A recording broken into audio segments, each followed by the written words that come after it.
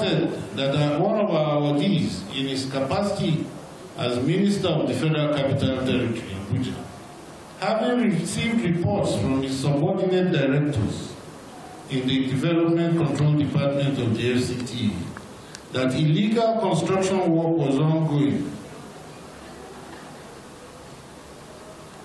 unabated, in an area not designated as residential, but as parks and gardens, and in the absence of any approval of change of user for the land, or even as we are told, building approval, proceeded to visit the locus inco.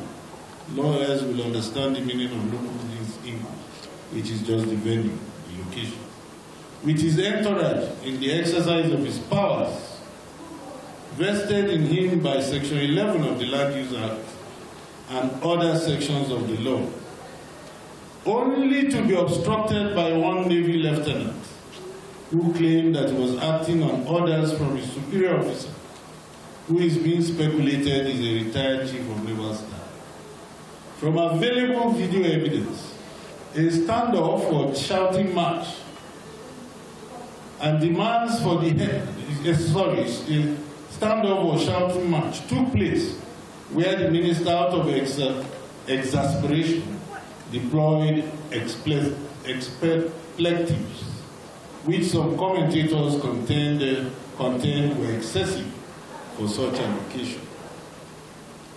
Flowing from the foregoing, the Nigerian media state has been inundated, went and gone, with shouts and demands for the head of the honorable minister, who should, in my view, be commended instead of being vilified. Please find here below my reasons for this position. The junior military officer who boastfully obstructed a federal minister in the course of performing his duties was trained and commissioned into the Nigerian military with taxpayers' money. His first duty and allegiance is to the government and people of Nigeria. The minister represents the government and people of Nigeria in the discharge of his duties. Pray Nigerians and answer truthfully. Who was the said uniformed officer represented? By his own ipsi-dixit, which means self-declaration, on trending internet videos, he admitted, that is, he claimed, that he was acting on superior orders. Upon further investigation, it turned out that he was acting as a security man over the premises being claimed by a retired military officer as his own. He was not on a bona fide legitimate military duty. If these facts are correct, it is then clear that his presence on the land was illegal. It would have been otherwise, though still not justifiable, if the property was military property. And he was acting under bona fide the orders of the military HLM to secure their property for security reasons. But till date, the military have not claimed the property as their own, which would have warranted a legitimate standoff. Then all and sundry would have packed themselves off to the commander-in-chief for the matter to be settled internally.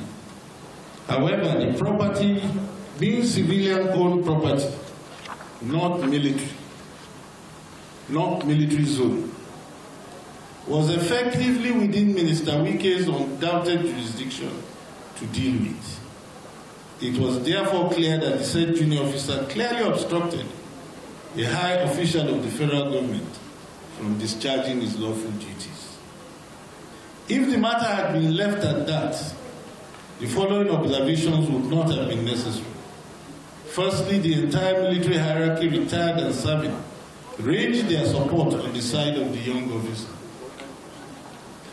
This is not surprising, given the penchant of the Nigerian military to be intolerant with or to the civilian population.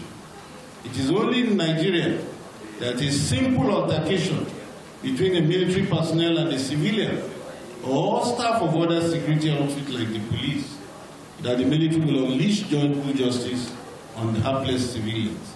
Examples abound. I'm not just maligning. Remember the 1978 Calcutta Republic military overdog incidents, the sacking of General Malu's village in Benue State, and this recent sacking of the whole village in Delta State on account of the killing of military officers by some unknown gunmen. There is a long list of such overbearing, intolerant incidents.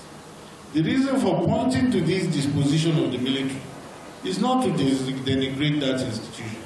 I have a high respect for them. It is to underscore a peculiar anomaly in the taking of laws into their hands whenever they are irritated by actions of third parties who are not one of them.